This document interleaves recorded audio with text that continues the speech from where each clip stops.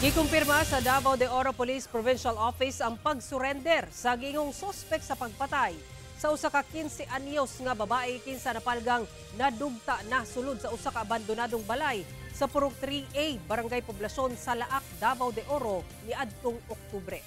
Sumala sa Davao de Oro Police Provincial Office, base sa pagpanubay sa GMA Superradyo Davao, niadtong November 9 sa gabi, mitahan ang 17 anyos nga lalaking sospek kauban ang inahan sa Laak Municipal Police Station ug mikumpisal sa krimen.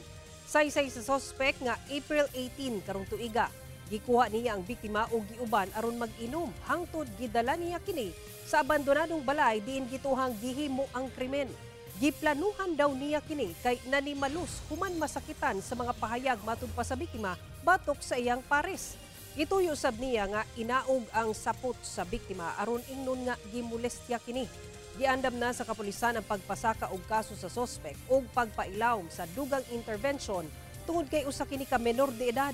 Kay numduman nga nadugta nga napalgan ang patayng lawas sa 15 anyos nga babae sulod sa abandonadong balay nga gireport sab nga missing sukad April 17 karong tuiga.